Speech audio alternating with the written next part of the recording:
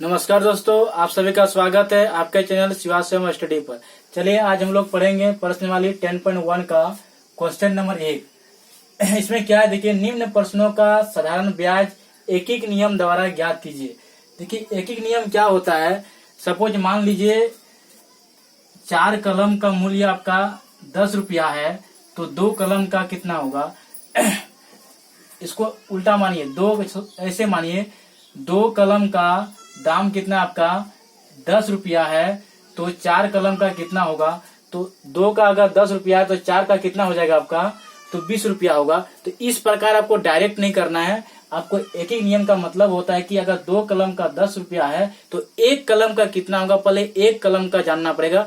उसके बाद 1 कलम का जो निकला है वो मूल्य और जितना पूछेगा उसको उससे गुना करना है।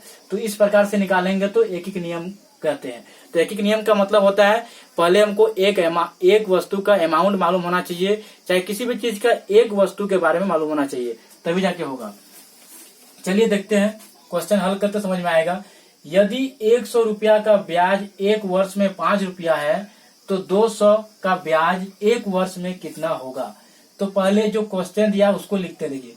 क्योंकि 100 रुपया 100 रुपया 1 वर्ष 100 रुपया 1 वर्ष का ब्याज बराबर कितना है। 100 रुपया 1 वर्ष का ब्याज कितना है भाई, तो कितना है आपका 5 रुपया है। कितना है आपका 5 रुपया है। तो हमको अब 1 का निकालना। एक एक नियम का मतलब क्या होता है, आपको 100 रुपया का दिया हुआ है। 100 रुपया का 100 रुपया का 1 वर्ष का ब्याज कितना है, 5 रुपया है। लेकिन हमको यहाँ पर मालूम करना पड़ेगा कि 1 रुपया का 1 वर्ष में कितना ब्याज होगा। यही होता है एक एक नियम। पहले हमको मालूम करना पड़ेगा 1 का। तो इसीलिए हम लोग लिखेंगे यहाँ पर 1 रुपया यहाँ पर का लिख दीजिए। 1 रुपया का 1 वर्ष 1 रुपया का 1 वर्ष का ब्याज बराबर कितना होगा। देखिए 100 रुपया में 100 रुपया में क्या हो रहा था, 1 वर्ष में 5 रुपया ब्याज हो रहा था। तो 1 रुपया में 1 वर्ष में कितना होगा ब्याज। जाहिर सी बात है कम होगा। तो क्या करते हैं, अमाउंट को भाग देते हैं। तो किससे भाग देंगे, 100 से भाग देंगे। तो ये हो गया आपका कितना, तो 1 रुपया का 1 वर्ष में ब्याज निकल गया। अब जो जितना पूछेगा उससे इसको गुना करेंगे तो निकल जाएगा। इसलिए अब कितना पूछा गया है, तो 200। तो 200 रुपया का 1 वर्ष का ब्याज। देखिए 200 रुपया का 1 वर्ष का ब्याज कितना हो जाएगा।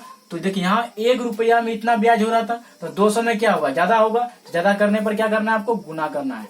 तो 5/100 गुना कितना, तो 200 का बोला है, तो 200 का गुना करेंगे। 2 0 कट गया, तो कितना, 5 दूनी 10। ये हो गया एक एक नियम। 10 रुपया यानी आपको 200 रुपया का ब्याज जो लगेगा 1 वर्ष में कितना लगेगा, आपको 10 रुपया लगेगा।